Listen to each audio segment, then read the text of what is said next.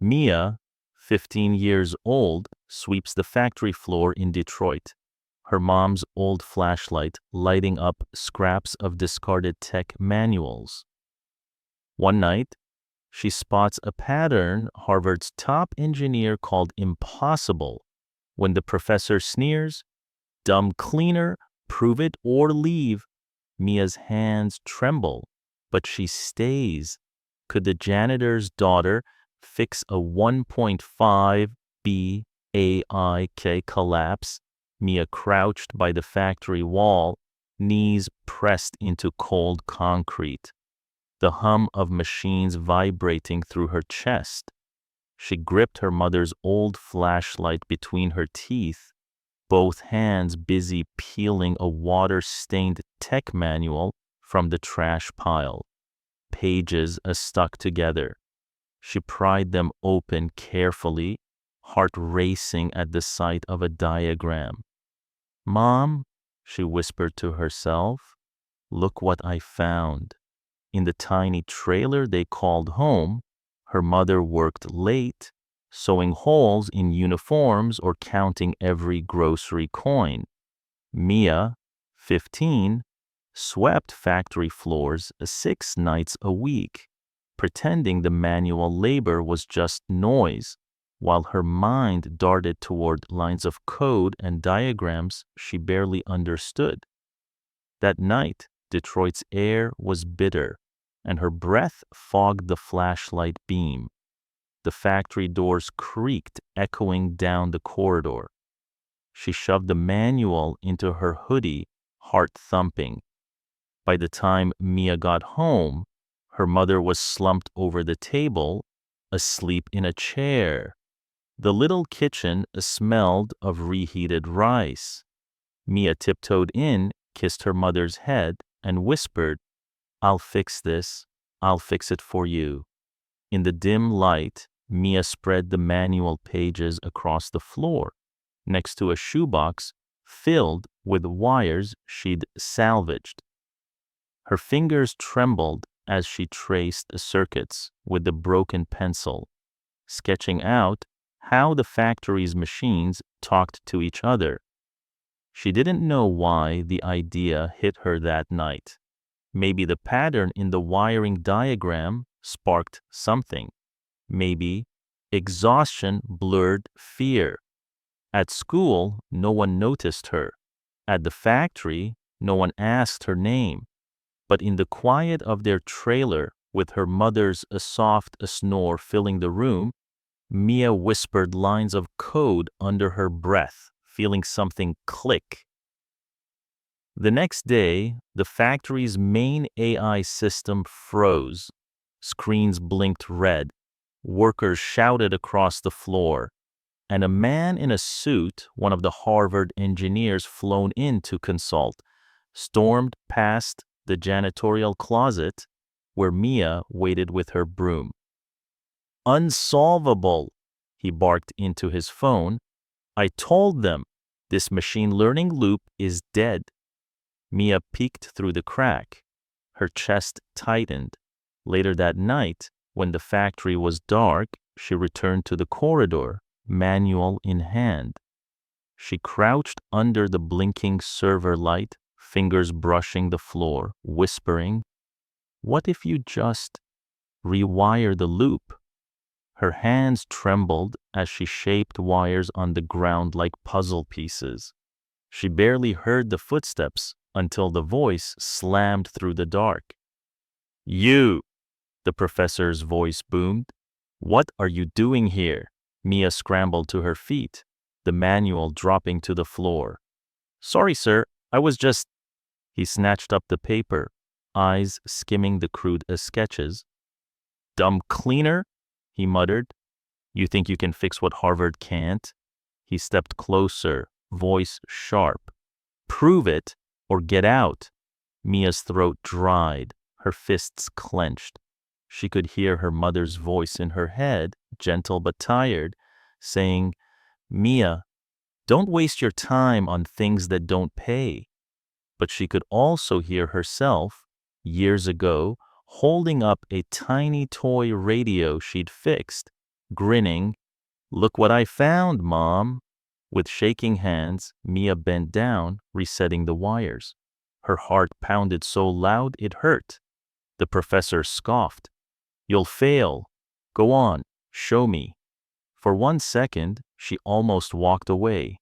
But then her fingers closed over the broken pencil in her pocket.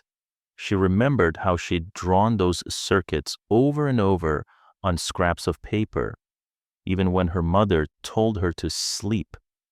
Mia straightened. "I'll try," she whispered.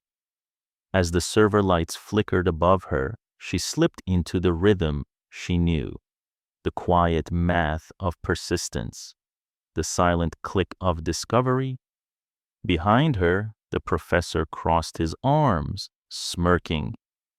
Mia didn't look back. She only saw the wires, the broken pencil, and the promise she'd whispered over her mother's sleeping form. "I'll fix this." The next morning, Mia stood outside the factory gates, her fingers cold around the broken pencil in her pocket. She hadn't slept. Her mother's voice echoed in her head, soft but worn. "Mia, I wish you'd rest. You need strength for work." But Mia couldn't stop. Inside, the factory was chaos. Screens flashed red. Supervisors barked orders. The Harvard professor, coat rumpled, paced the floor with a phone pressed to his ear. "It's looping, Ed," he hissed. "Machine learning collapse. We're burning 1 million a day." Mia froze near the service cart, her heart hammering. She gripped the broom tighter. Then, words that shouldn't have reached her floated over. "We've tried everything. The dataset's too dirty. We can't retrain it without crashing the system." "It's impossible." Impossible. Mia's stomach twisted. That night, back at the trailer, her mother rubbed her temples at the kitchen table. "Mia, just leave it alone. We need the job, not the headache." Mia crouched beside her, holding up a scrap of recycled paper, the circuit sketches crowding every inch. "Mom, I heard something today I can't ignore." Her mother looked down at her, eyes heavy with love and worry. "Baby, they'll never listen to a cleaner's daughter." Mia pressed the broken pencil into her palm. "Maybe they won't, but what if I'm right?" Her mother touched her cheek, voice breaking. "I'm proud of you. I always have been, but don't let it break you." Mia stayed up again, the trailer dark except for the flicker of her flashlight. She scribbled on every scrap she had, old receipts, envelopes, the backs of ads. The pencil's eraser was worn to the metal, but she kept going. In her mind, the pieces clicked. Dirty data, a loop too tight to break. But what if the system didn't need a full reset? What if it just needed to breathe? The next day, Mia slipped into the corner of the factory's empty break room, clutching her papers. Through the thin walls, she could hear the professor arguing with his team. "It's not just an error, it's a learning trap. The AI keeps reinforcing the wrong patterns." Someone cursed. "Then we shut it down." "No," the professor snapped. "We're not shutting down $1 billion system. Find another way." Mia's fingers tightened on her papers. She whispered to herself, "What if it's not about fixing the data, but changing the shape of the loop?"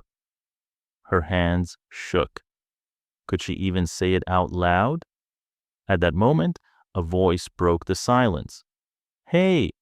A quiet worker, a night shift tech, peeked into the break room. "What are you always sketching in here, kid?" Mia startled, hugging the papers to her chest. "Nothing, just trying to understand."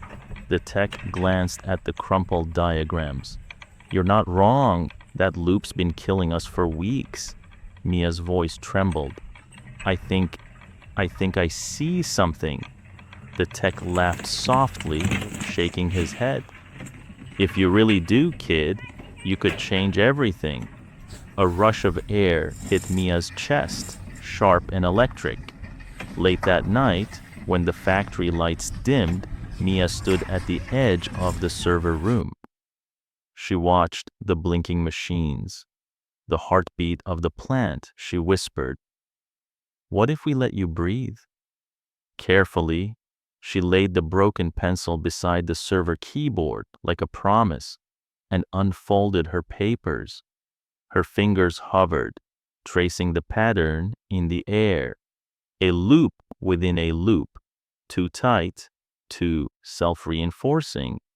But if you introduced a small stagger, a drift between cycles, maybe the system could escape itself. It was a wild thought, but it was hers. In that moment, she felt her chest lift, a surge of fierce, trembling hope. Mia whispered to the dark, "I'm not just cleaning, I see you." And then, far down the hall, the professor's voice roared through the quiet. "Who's been in my server room?" Mia's heart slammed into her ribs. The papers slipped from her hands. The broken pencil clattered to the floor. And everything was about to change. Mia ran through the alley, cold air slicing her face. Papers clutched tight to her chest. Behind her, the professor's shouts echoed. "Who was in my server room?" She slipped through the side door of the factory, heart pounding. The moon hung low over Detroit's rooftops, painting everything silver and sharp. She pressed her back to the wall, gasping. Her fingers fumbled at the papers. One tore. She blinked hard, choking back panic. The broken pencil rolled from her sleeve, landing near her shoe. She bent, fingers curling around it like it was the only thing keeping her upright. When she got home, the trailer lights were off. Only the small glow of her mother's bedside lamp flickered through the window. Inside, her mother stirred, voice rough with sleep. "Mia? It's late, baby. You okay?" Mia sat on the edge of the bed, shaking. "Mom, I saw it. I see it differently now." Her mother reached out, fingers brushing Mia's hair. "What do you mean, honey?" Mia squeezed the pencil in her palm. "The system, the loop, they're all trying to fix it by breaking it open. But what if it's like a dance? What if you just change the rhythm?" Her mother smiled softly, smoothing Mia's hair. "You always had a way of seeing things, Mia. Even when you were 5, taking apart the toaster." She kissed her forehead. "Just be careful. Promise me that." Mia nodded, heart still pounding. She stayed up the rest of the night, sitting on the trailer floor, surrounded by scraps of recycled paper. Her fingers moved in restless patterns, sketching loops, staggered beats, tiny gaps where the system could flex instead of snap. The broken pencil's wood was almost gone, just the lead wrapped in a thin skin. She kept it anyway. It felt like her, scraped thin, but still writing.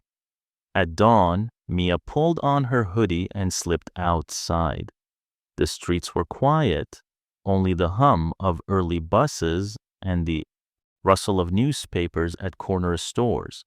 She walked to the old school playground, sat on the cold metal slide, and spread her papers across her knees. Her breath puffed in the cold. "If I shift here and here, let the model breathe." She ran her finger over a crude diagram, tracing a path she hadn't seen before, and then it clicked. A sharp, strange calm settled in her chest. "It's not about fixing the data," she whispered. "It's about letting it settle itself." Suddenly, someone sat beside her. Mia startled. It was the night shift tech, the one who had seen her drawings before. "Didn't mean to scare you," he said softly. "Saw you running last night. Figured you were spooked. Mia clutched the papers tighter. I shouldn't be here. He looked at her, tired eyes kind. Look, I saw your sketches. That's not how we do it, but he smiled faintly. It works. Mia's heart stuttered. You think so? He nodded, tapping one of her pages. See this? You're looking at a staggered feedback. That's real. We just never tried it because... He let out a short laugh. Because no one thought like that. Mia stared at him, barely breathing.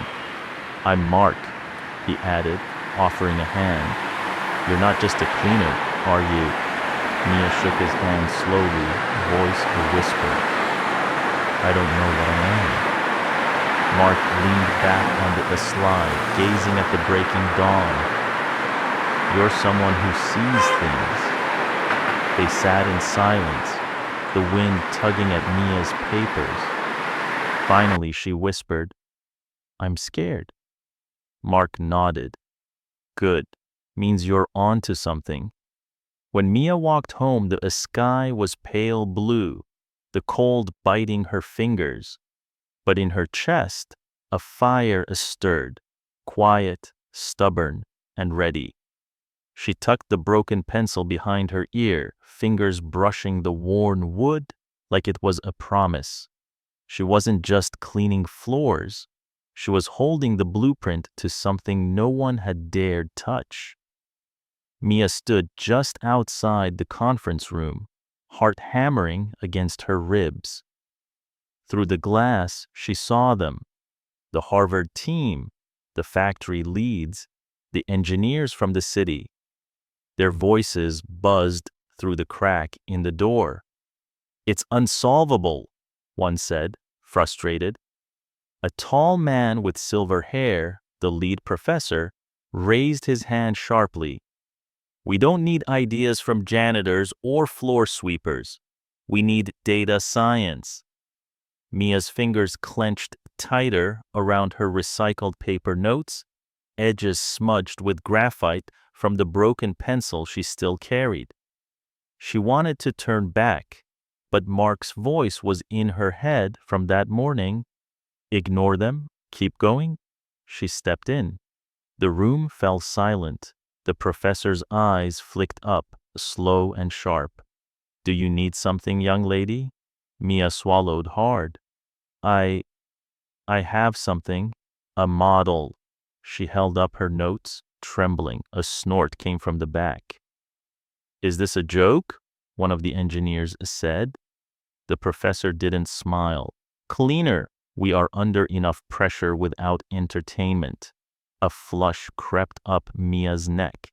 She felt her legs wobble, but her fingers dug into the paper like an anchor. I think, she said softly, you're trying to break the loop when you should let it adjust itself. Laughter. Short. Sharp. The sound of suits shifting, phones glancing up to record, smirks pamasod like whispers. The professor crossed his arms. Show me then. Mia stepped forward, the paper crinkling as she smoothed it on the table. She traced the sketch with her finger. See here? If you let the cycle drift just a little... Miss, the professor interrupted, voice cool. We've had MIT grads and data teams on this. You're a floor cleaner with a pencil stub. The laughter stung worse this time. Mark, standing at the back, caught her eye. His face was calm, but his eyes flicked once. Subtle, quiet. You're okay. Mia took a shaky breath. I know I'm not like you, she whispered, but I see it. I see where it lets go. The professor leaned back, his smile thin. You're dismissed. Mia's chest ached. She scooped up the papers, heart pounding in her ears. But just as she turned, a hand touched her shoulder. Wait, said a voice. A woman, maybe mid-30s, glasses perched on her nose, slipped past the men in suits. She picked up Mia's paper, studying it. "This isn't random," the woman murmured. This is staggered feedback." The room quieted. The professor's jaw tightened. "Claire, don't encourage." But the woman, Claire, kept reading, tracing Mia's scribbles with a fingertip. She looked at Mia, eyes sharp now, not amused. "Where did you learn this?" Claire asked softly. Mia's voice cracked. "I just saw it." For a long moment, Claire said nothing. Then she looked back at the room. "She's describing a control loop we haven't tested." The professor's face went cold. "Claire, we are not entertaining janitor theories." But Claire wasn't looking at him. She was looking at Mia, a strange light in her eyes. Mia felt something shift in her chest, a flicker of something fierce, something that said, "They laughed, but I won't stop." That night, Mia walked home, the city sharp and cold. Around her, the worn papers were tucked under her arm, the broken pencil pressed behind her ear. At the trailer, her mother opened the door, eyes wide. "Mia, what happened?" Mia smiled, shaky but real. "They laughed." She pressed her forehead to her mother's shoulder, whispering into the soft fabric of her coat. "But someone saw me, Mom. Someone saw." In the corner of her room, under the dim glow of the desk lamp, the broken pencil cast a thin shadow across her notes. She sat down, her fingers brushing the paper. Outside, the city roared on, unaware. But inside, Mia's world had cracked open. Mia stood in the center of the factory conference room, papers shaking in her hands. The room was packed now. Engineers, executives, even local news quietly setting up near the back. The lead professor's voice cut through the noise, cold and sharp. "Enough stories. Prove it or leave." Mia's throat tightened. Her fingers dug into the worn papers, edges crumpled, the broken pencil pressed behind her ear. She could feel Mark's eyes on her from the doorway, silent but steady. Her mother's voice echoed faintly in her mind. "Mia, don't let them break you." She took a shaky breath. "I'll show you." The professor raised an eyebrow, stepping aside from the massive screen. "You have 30 minutes. Fail, and you're out. Understand?" Mia's heart pounded so hard she thought she might throw up, but her feet moved anyway, carrying her to the front. The hum of the machines filled the room as she slid into the chair, hands hovering over the keyboard. She whispered to herself, "You've done this. You've seen this." The moment her fingers hit the keys, time twisted. The numbers weren't cold, they were alive. The loop didn't need to be smashed. It needed a breath. Mia rewrote the code in short, shaky bursts, adding micro delays between cycles, letting the system pause, readjust, realign. Behind her, the professor paced. 10 minutes. Mia's chest tightened. Her hands slipped once, a line of code spilling wrong. She gasped, teeth clenching. Mark stepped forward, voice low. "Ignore him, Mia. Keep going." Her pulse roared in her ears. She snatched up the broken pencil, tracing a loop in the air, whispering, "Let it stagger here, not collapse." The code snapped into place. 5 minutes. Her fingers flew, eyes stinging. She hit run. The room went still. For a heartbeat, nothing. Then, across the giant screen, the system ran clean. No crash, no loop death, just smooth flowing cycles. A gasp rippled through the room. The professor's arms slowly dropped to his sides, What? What did you do? Mia's voice cracked as she turned. I let it breathe. Silence. Then Claire, the woman from before, stepped forward, eyes wide. You just saved a billion-dollar system with a pencil stub and recycled paper. Mia's hands trembled. Her knees nearly buckled. The professor's face hardened. Fluke. He stepped close, voice lowering. One-time trick? You'll explain every line or you're nothing. Mia felt the heat rise in her face, her throat tightening. I don't know how to explain it like you. He leaned in, a smirk curling at the edge of his mouth. Then you're not one of us. Mia's chest ached. Mark's voice rose, sharp for the first time. She doesn't need to be you. The professor's eyes snapped to him. Stay out of this, Mark. But Claire crossed her arms, stepping between them. No, he's right. She turned to Mia. We'll figure out the language later. What you did? That's real. Mia clutched the broken pencil, her heart a storm in her chest. She whispered to herself. They laughed, but I stayed. Back at the trailer that night, Mia collapsed into her mother's arms, shaking. Mom, they made me prove it. Her mother kissed the top of her head, whispering, You did, baby. You did. On the nightstand, the worn papers were spread out like battle flags. The broken pencil lay across them, its sharp point dulled to a stub, but still ready. Outside, the factory hummed into the dark, a machine that had nearly collapsed under its own weight. Inside, in a tiny trailer lit by a single lamp, a girl who wasn't supposed to belong had just changed everything. The trailer was dark except for a small lamp flickering over the kitchen table. Mia sat cross-legged on the floor, papers spread out like a sea around her.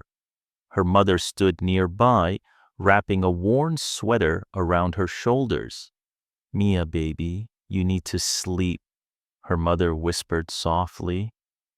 Mia shook her head, eyes locked on the scribbled diagrams in front of her. I can't, Mom. I'm so close. I can feel it. Her mother knelt, brushing the hair from Mia's face. You're doing this for us, aren't you? Mia's voice cracked. For you, for me, for all of it. The broken pencil wobbled in her hand, almost worn to the nub. She pressed it tighter, drawing another loop on the back of an old receipt. Her fingers were smudged gray from hours of scribbling. Down the hallway, the clock struck 2 a.m. Mia's eyes burned, but her mind raced. She whispered to herself, I won't give up.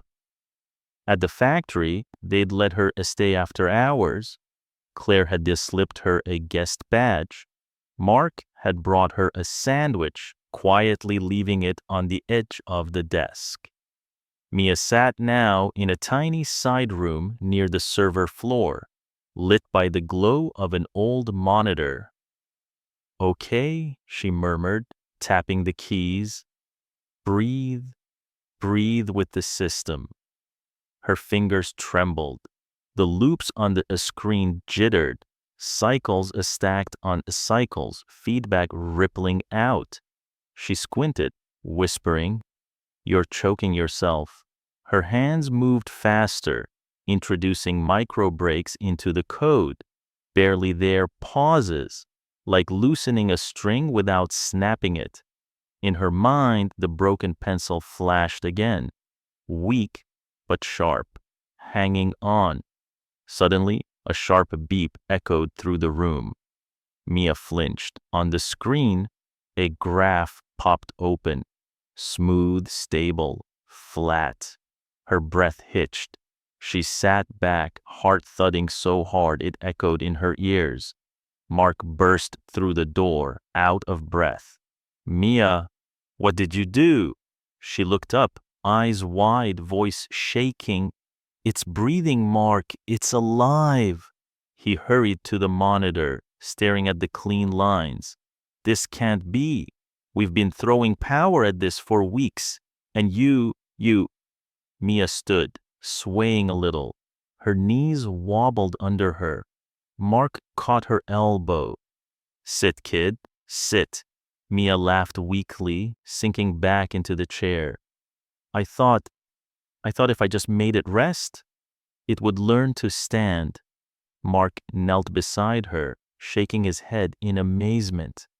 You're not guessing, are you? You see it. She hugged her arms to her chest, trembling. It's like hearing music no one else hears. The door creaked again. Claire stepped in, eyes sharp, lips parted. Mia, she said quietly, you just rewrote the core system. Mia flinched. I didn't mean to. Claire smiled faintly, stepping closer.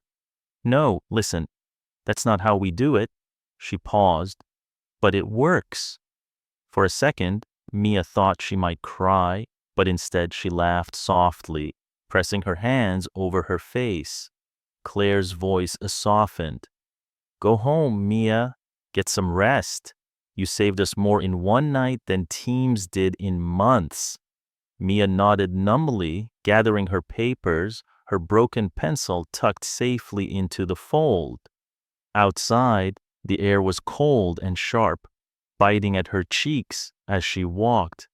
She reached the trailer just as the sun peeked over the horizon.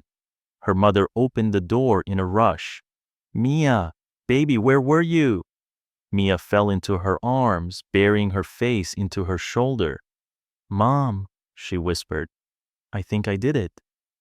Her mother pulled her tight, whispering into her hair, oh, baby, you always could. Inside, Mia placed the broken pencil on the table. It was small, battered, barely able to write, but it had been enough. Mia stood at the back of the packed auditorium, hands clenched around her worn papers. The Harvard team had flown in, reporters filled the aisles, and the local workers sat shoulder to shoulder, whispering. On stage, the lead professor spoke sharply into the microphone. The system self-corrected overnight, he said, pacing. We are reviewing all interventions, but his voice hardened. We believe this was an unintended consequence, not a designed fix. Mia's heart thudded. She took a small step forward.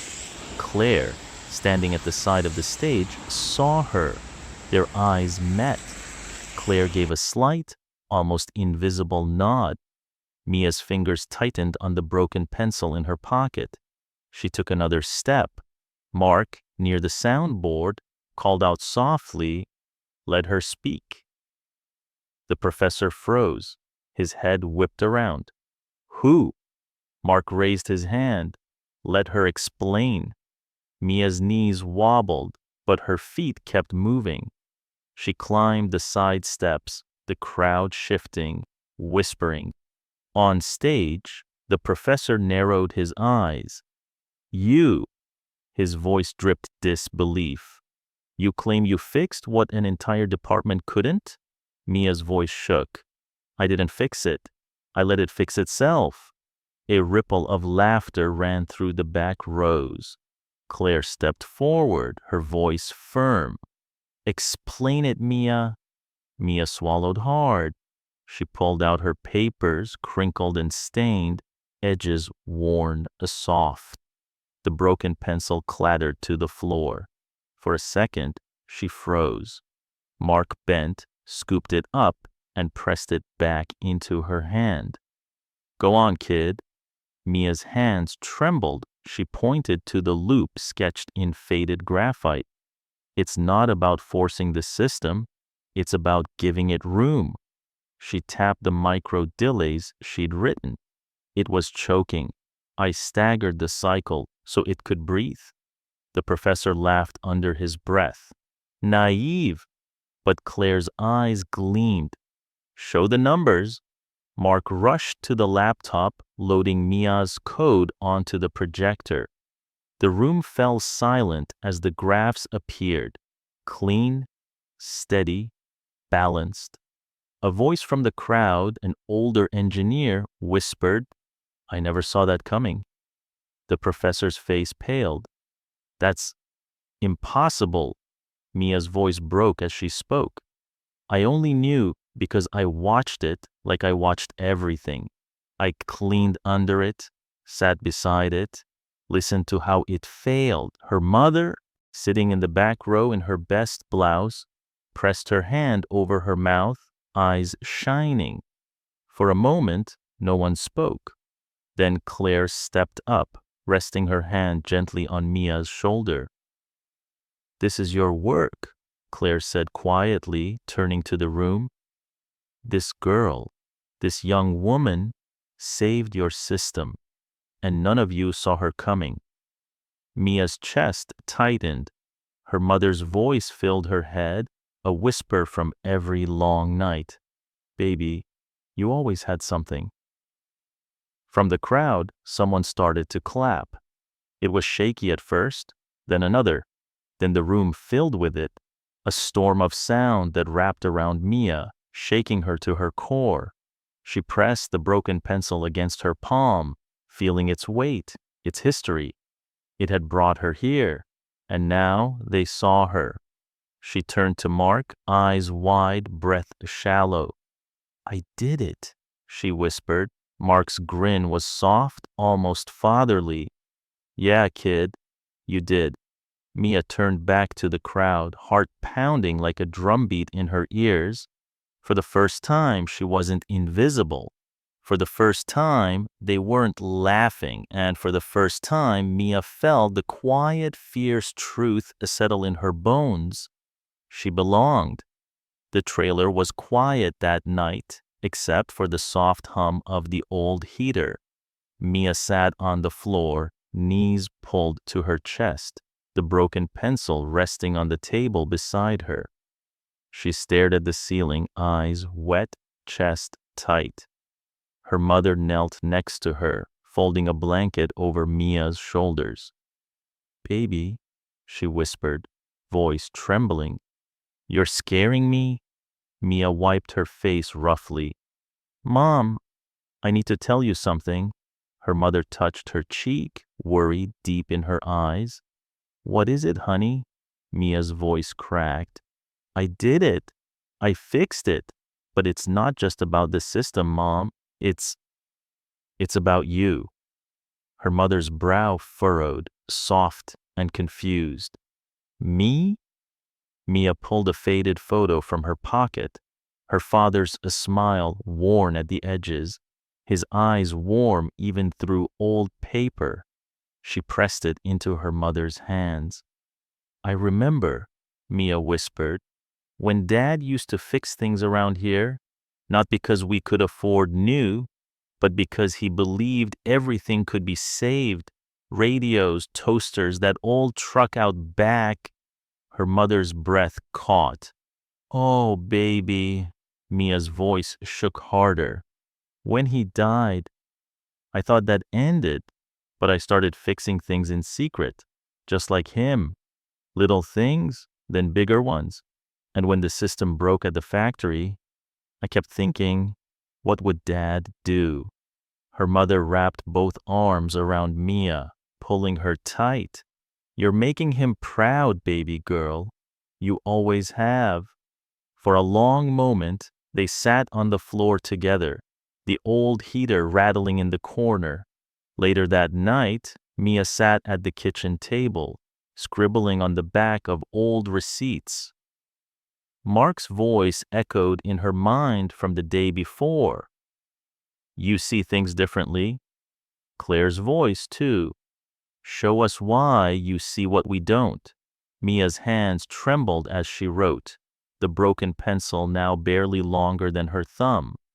She whispered to herself, this is for him, for her, for us. The next morning, the factory held a formal review. Mia stood quietly near the back, her recycled paper notes folded tight in her hand. The lead professor stood stiffly at the front, arms crossed, voice clipped. "Before we proceed," he announced, "I must express concern. We are giving too much weight to untrained interventions." His eyes flicked toward Mia. "Talent without training is dangerous." Mia's stomach twisted. For a second, she felt herself shrinking. Then Claire spoke, calm but firm. "Mia, would you share why you stayed with this?" Mia's throat went dry, but she stepped forward anyway, her voice low but clear. "My father worked on cars and machines his whole life, not in labs, not in schools, in our yard, with the scrap, with second-hand tools. He taught me something." She lifted the broken pencil for the room to see, voice trembling. "That just because something looks small or old or worn down doesn't mean it's useless." A hush fell over the room. Mia's eyes shimmered. "I stayed with it because I've seen things fall apart my whole life, and I know you don't always need to break them to fix them. Sometimes you just need to listen to where they're stuck." The professor's lips thinned. "Nice sentiment." But from the back, Mark's voice rose. "It's not sentiment. It's what saved this system." The room shifted, murmurs rippling like quiet waves. Mia clutched the broken pencil, heart racing. She'd told the truth. Not just the technical fix, not just the code, the why. And for the first time, she felt it settle deep inside her. This wasn't just about machines.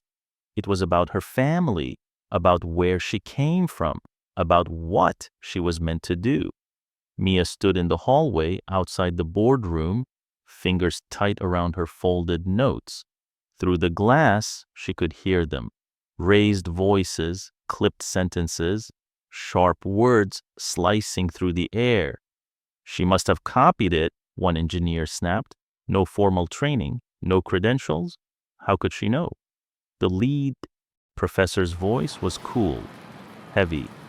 "It's dangerous to elevate an untested worker. We risk undermining the entire academic process." Mia's heart pounded, her hands trembled. Mark appeared at her side, pressing a coffee cup into her hand. "Breathe, kid." Mia shook her head, voice cracking. "They're trying to erase me." Mark's jaw tightened. "Stand your ground." Inside, Claire's voice cut through the noise. "Have you even looked at her logs? She worked nights, no access, no support, no funding, and she solved what your PhDs couldn't." The door swung open. The professor stepped into the hall, eyes cold. He glanced at Mia, then spoke past her, as if she weren't there. "We're holding an internal review. All access is suspended." Mia's stomach dropped. "Wait, you're shutting me out?" The professor's gaze flicked toward her, then away. "You were never in?" The words hit like a slap. Mia clenched her fists, the broken pencil still tucked in her pocket. "I didn't cheat." He gave a small, dismissive smile. "Prove it." As he walked away, Mark muttered under his breath, "Unbelievable." Mia's breath came in shallow bursts. Claire stepped into the hall, eyes flashing. "Come on," she said firmly. "We're not done." They slipped into a side room, papers spread across the table, old laptops humming in the corner. Claire leaned in, voice urgent. "They're scared, Mia. Not because you failed, but because you succeeded without them." Mia's throat tightened. "They're going to take it from me." Claire's hand landed on her shoulder. "Not if we hold the line." The night stretched long. Mia sat at the edge of the table, rerunning code, tracing her loops with shaky fingers. Her mother's voice echoed faintly in her mind. Baby, you're more than they think. The broken pencil rolled across the table. Mia caught it, pressing it to her palm. Mark leaned against the door frame, arms crossed. Kid, you're making them sweat. A small, tired laugh broke from Mia's throat. Good. But just as she leaned forward, the door banged open. The professor strode in, flanked by two officials in dark suits. His voice rang sharp. We need all equipment surrendered now, pending investigation. Mia shot to her feet. You can't just... Claire stepped forward, standing between Mia and the men. On what grounds? The professor's mouth twisted. We have reason to believe her work was derivative. She will not access sensitive systems until the matter is resolved. Mia's breath caught. The room blurred for a second. Mark's voice was low, fierce. You can't be serious. But Claire lifted her hand, calm but firm. Let them take what they want. Mia's eyes widened. Claire. Claire turned, meeting her gaze. They can take the machines, Mia, but they can't take what's in here. She tapped Mia's chest gently. You did this, and you'll do it again. Mia's fists clenched, the broken pencil digging into her skin. As the men cleared the room, Mia stepped into the cold night air, chest aching, eyes burning. Mark walked beside her, hands made in his pockets. They can't erase you. Claire caught up, slipping a folded piece of paper into Mia's hand. You're coming to the next meeting, she murmured. We're not backing down. Mia unfolded the paper slowly. It was a list of names, people who had seen her work, people who believed. Her fingers tightened. She whispered into the dark, they can't erase me. And she knew in her bones they wouldn't. The room was packed, shoulder to shoulder, voices low and tense. Mia stood near the front, her fingers trembling around her worn stack of notes. The broken pencil was tucked behind her ear, the wood smoothed by nights of gripping it too hard. The lead professor stood by the screen, arms crossed, his voice cold. Today, we settle this. If there is proof, it will be shown. If not, this ends. Claire leaned toward Mia, voice soft but steady.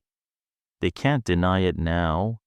Mark gave Mia a quick nod from the side, whispering, You're ready, kid.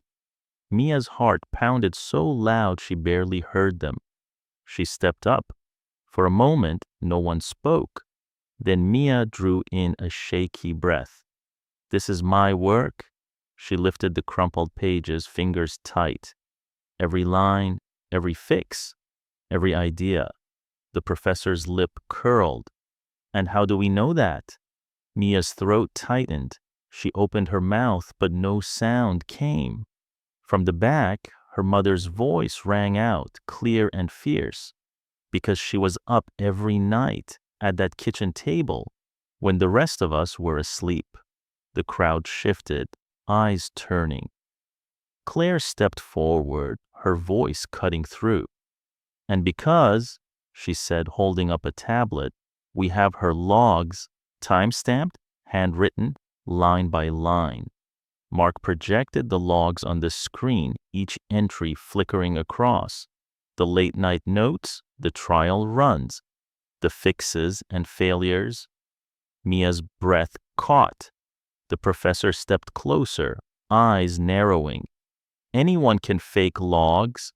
Claire's voice sharpened. But not like this. She tapped the tablet. We traced her fixes to the moment. They hit the system before the crashes stopped. This is her fingerprint.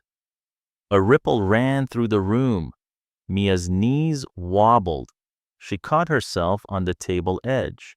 For a long beat, the professor said nothing.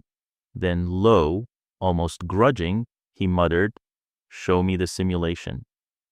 Mark ran it. The screen lit up, loops cycling, staggering, balancing perfectly. A hush fell. The professor's jaw worked as if grinding words in his mouth. Finally, he stepped back, his voice thin. "It's accurate." Mia's chest felt tight, her hands trembling. Her mother's voice floated up again, soft now. "You did it, baby." Mark clapped his hands once, sharp. "They can't deny it now." Mia looked down at the broken pencil in her fingers, the tip dulled but still sharp enough to write. She closed her hand around it, squeezing hard. She whispered, almost to herself, "I did it." Claire leaned in, smiling just slightly. "You did?" But just as Mia felt her knees buckle with relief, the professor straightened, voice rising. "Fine," he said stiffly. "You've shown skill, but that doesn't make you one of us." Mia flinched. Claire's eyes flashed. "She's not trying to be one of you," she shot back. "She's trying to be herself." The room stirred. Someone clapped, then another. A ripple, a wave, a rising sound that filled the space, rolling over the tension like a tide. Mia's chest tightened until she thought it might break. She pressed the pencil to her palm, heart hammering. Mark stepped beside her, voice low. "They'll write it up tomorrow, Mia. But tonight, they know." Mia closed her eyes. For one breath, one heartbeat, she let it sink in. They knew. They couldn't deny it now. The room was packed, shoulder to shoulder, voices low and tense. Mia stood near the front, her fingers trembling around her worn stack of notes. The broken pencil was tucked behind her ear, the wood smoothed by nights of gripping it too hard. The lead professor stood by a screen, arms crossed, his voice cold. "Today, we settle this. If there is proof, it will be shown. If not, this ends." Claire leaned toward Mia, voice soft but steady. "They can't deny it now." Mark gave Mia a quick nod from the side, whispering, "You're ready, kid." Mia's heart pounded so loud she barely heard them. She stepped up. For a moment, no one spoke. Then Mia drew in a shaky breath. "This is my work." She lifted the crumpled pages, fingers tight. Every line, every fix, every idea. The professor's lip curled. "And how do we know that?" Mia's throat tightened. She opened her mouth, but no sound came. From the back, her mother's voice rang out, clear and fierce, because she was up every night at that kitchen table when the rest of us were asleep. The crowd shifted, eyes turning.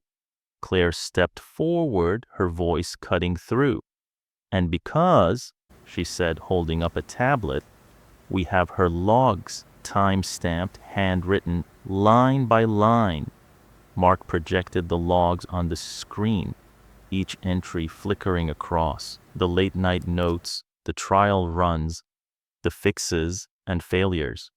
Mia's breath caught. The professor stepped closer, eyes narrowing. "Anyone can fake logs." Claire's voice sharpened. "But not like this." She tapped the tablet. "We traced her fixes to the moment they hit the system, before the crashes stopped. This is her fingerprint." A ripple ran through the room. Mia's knees wobbled. She caught herself on the table edge. For a long beat, the professor said nothing. Then, low, almost grudging, he muttered, "Show me the simulation." Mark ran it. The screen lit up, loops cycling, staggering, balancing perfectly. A hush fell. The professor's jaw worked as if grinding words in his mouth. Finally, he stepped back, his voice thin. It's accurate. Mia's chest felt tight, her hands trembling. Her mother's voice floated up again, soft now. You did it, baby. Mark clapped his hands once, sharp. They can't deny it now. Mia looked down at the broken pencil in her fingers, the tip dulled, but still sharp enough to write. She closed her hand around it, squeezing hard. She whispered, almost to herself, I did it. Claire leaned in, smiling just slightly. You did. But just as Mia felt her knees buckle with relief, the professor straightened, voice rising. Fine, he said stiffly.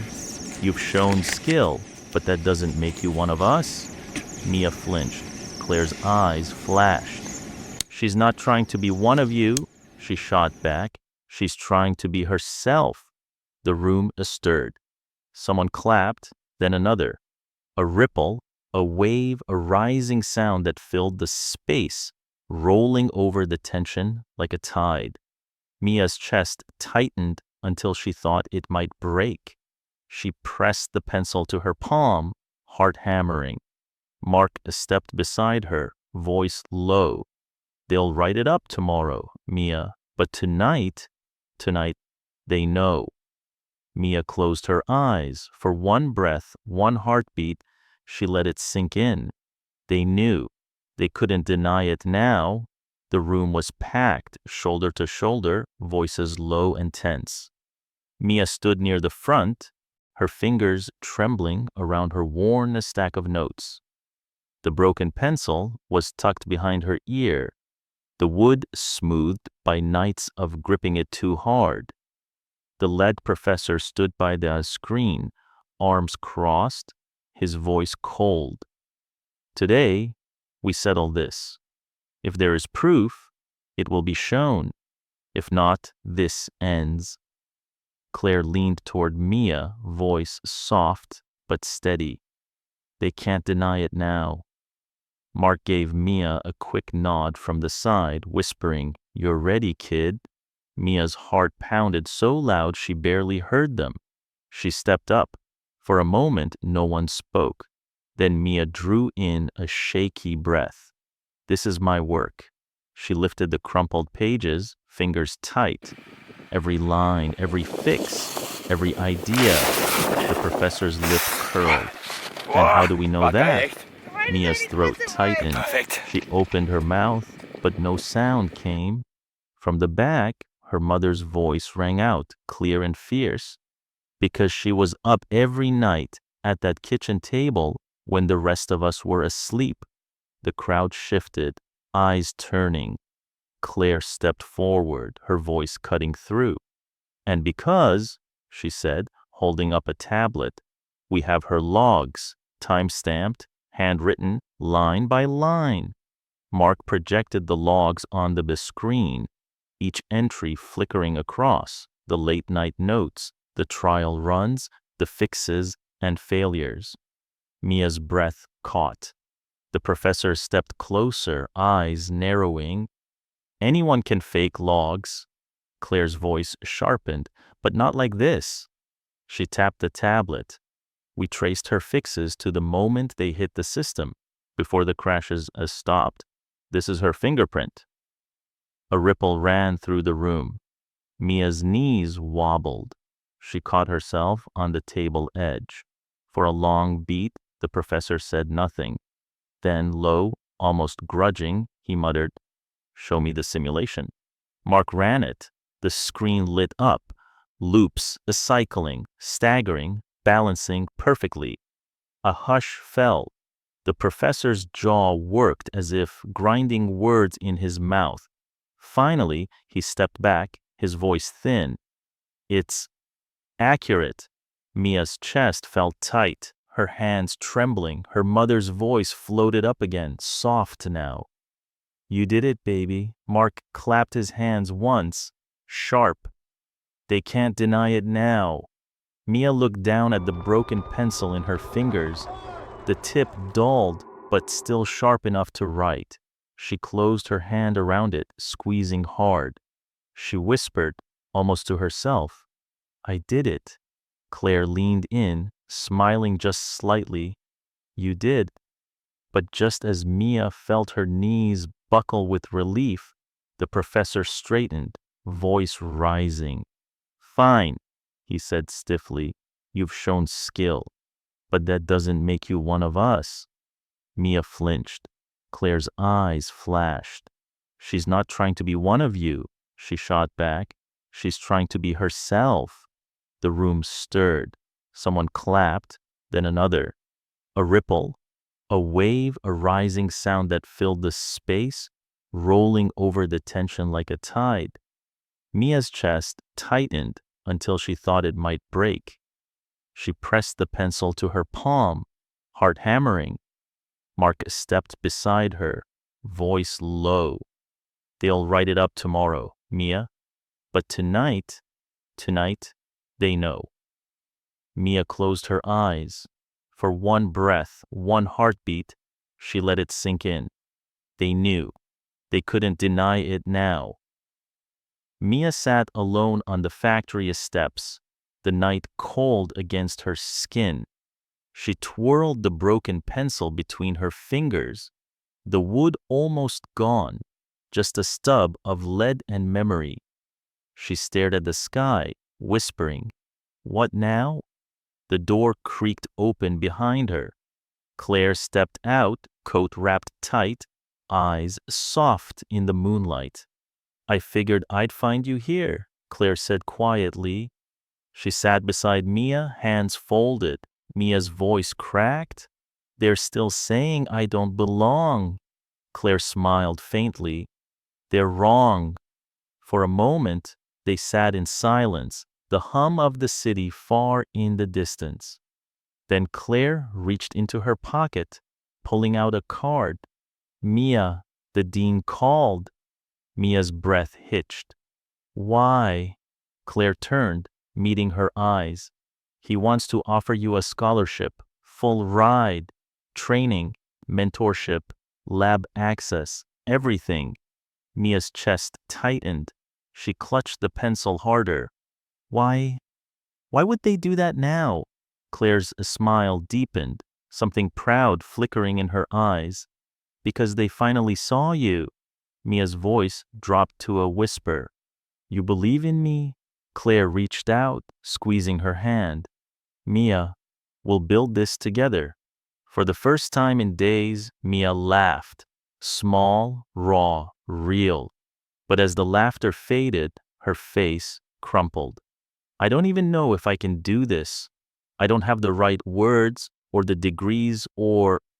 Claire shook her head. You have something they don't. You have instinct, resilience, and vision. The rest? We'll figure it out. Mia stared down at the broken pencil, tears slipping down her cheeks. I don't want to leave Mom behind. Claire's voice softened. Bring her with you. This is hers too. That night, Mia walked home through the empty streets, her heart pounding with a mix of terror and wonder.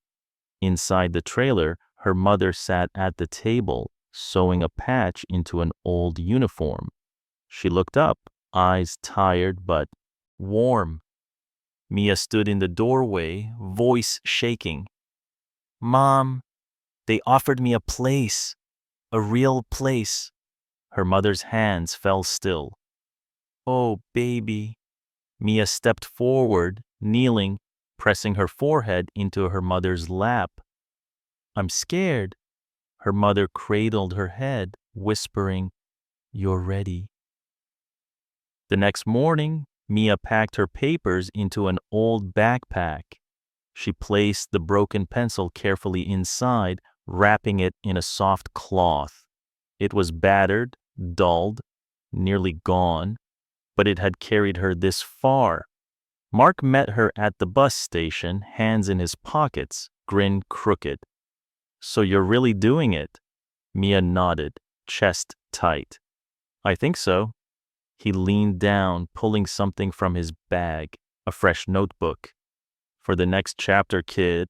Mia took it slowly, fingers trembling. She whispered, Thank you. Mark ruffled her hair. Go show them who you are. As the bus pulled away, Mia pressed her forehead to the window, watching her city fade into the distance. Her mother's voice echoed in her mind, soft and sure. Baby, you've always had it in you. She clutched the broken pencil in her hand, holding it like a promise. She was going, and this time, the door wasn't just open, it was hers to walk through. The university hall was packed, rows of seats filled with students, faculty, and cameras flashing at the front. Mia stood just off stage, heart pounding so loud it blurred the sounds around her. In her hands, she clutched the old broken pencil, the one she had carried from the factory floor, the trailer kitchen, the long nights of doubt. Claire appeared beside her, smiling softly. You ready? Mia gave a shaky laugh. No, but I'm here. Claire squeezed her shoulder. That's enough. The dean's voice echoed through the speakers. Today, we honor a young woman who reminded us where brilliance can be found in places too many overlook. Mia felt her breath catch. Please welcome, the dean continued, our youngest ever recipient of the National Tech Scholarship, Mia Alvarez. The crowd erupted. Mia's knees wobbled as she stepped forward, blinking against the lights, her mother's voice rising in her mind. We're so proud, baby.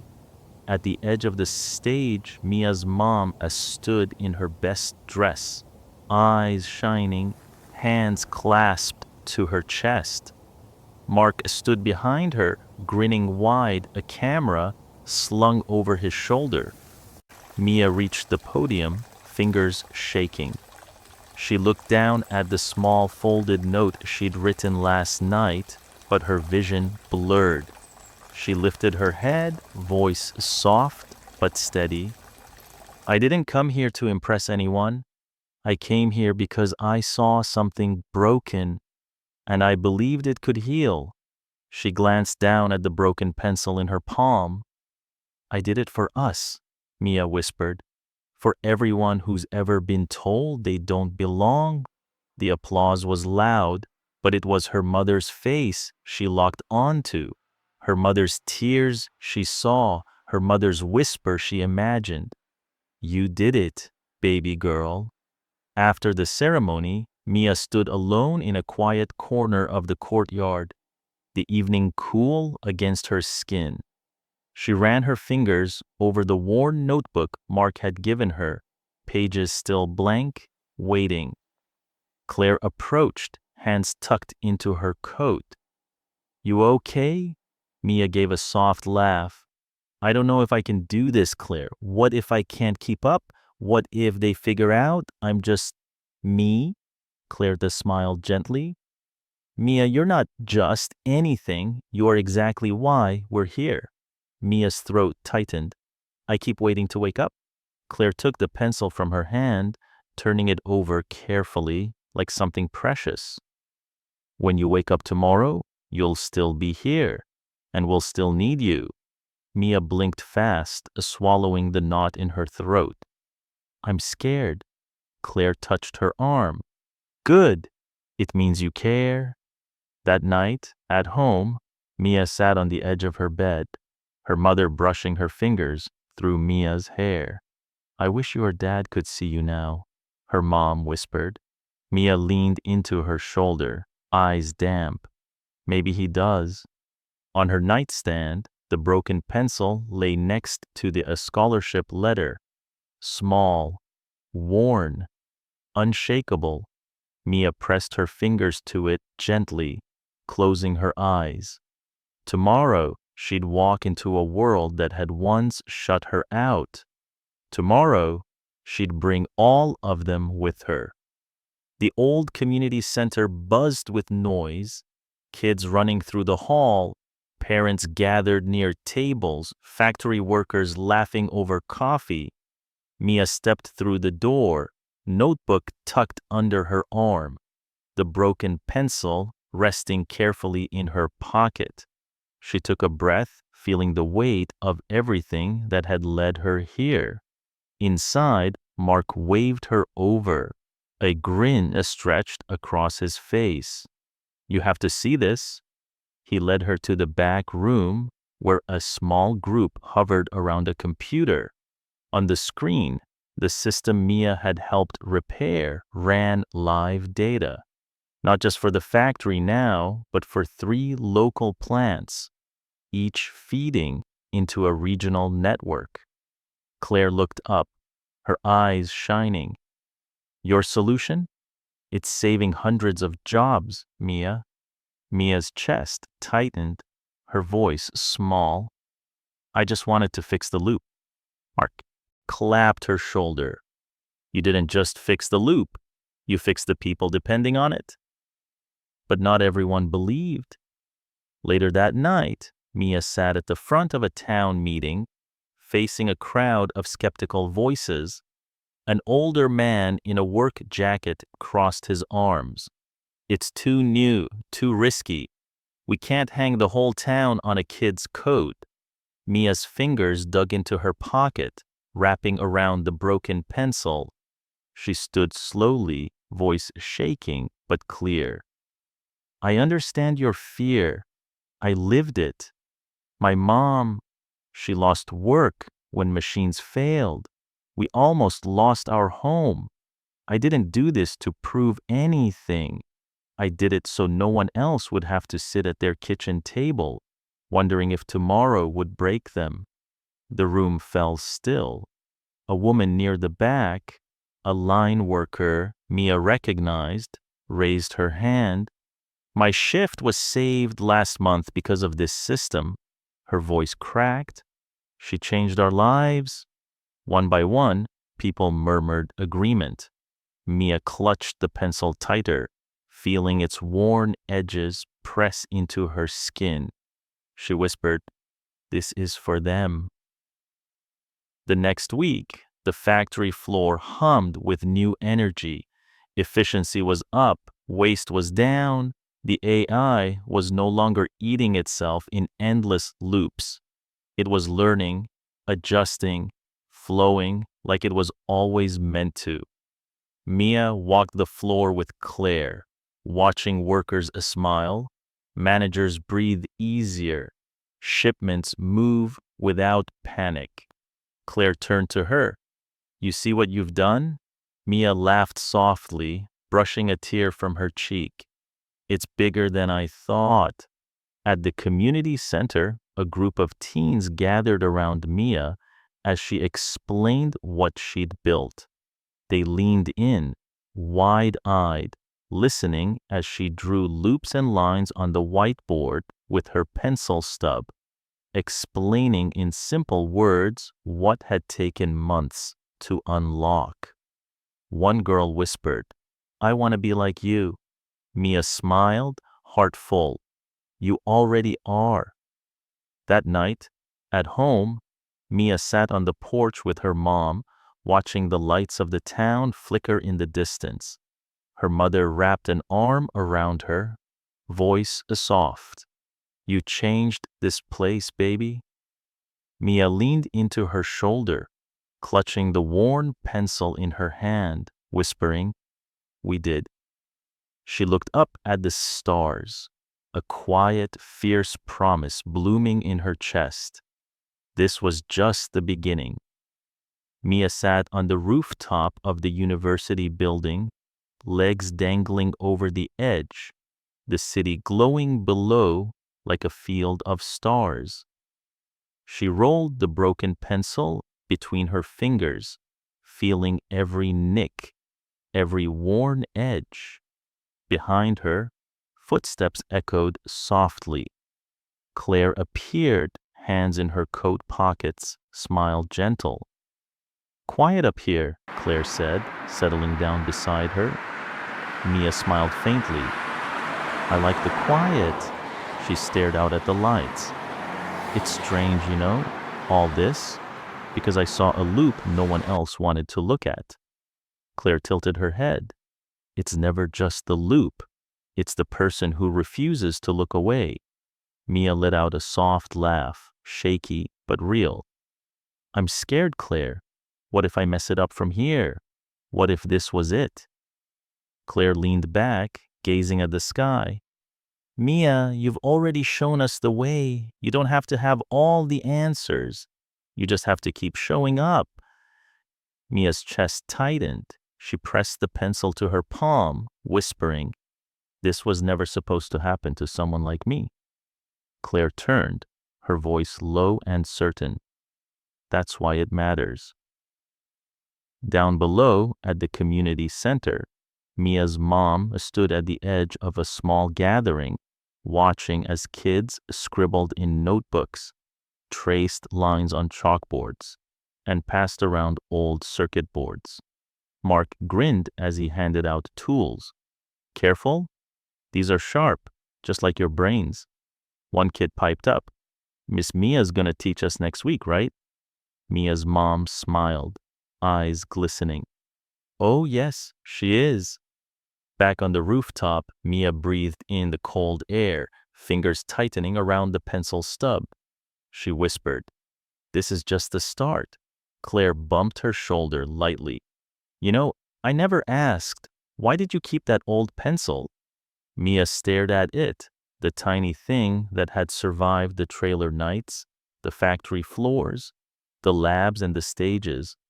She smiled softly, because it reminds me where I came from, what you can build when you have nothing but an idea and a stub of hope. Claire exhaled, eyes shining. That's the lesson, Mia. Talent isn't where you clean or where you come from. It's where you dare to fix. Mia closed her eyes for a moment, letting the words settle deep in her chest. Then, quietly, she placed the broken pencil into her pocket, stood up, and looked down at the world below. Lights flickered, people moved, systems waited to be seen, to be mended, to be remade. And somewhere, in a tiny apartment or a cluttered workshop, another kid was watching, wondering if they mattered. Mia whispered into the night, "You do?" She smiled, and she stepped forward, ready to begin again.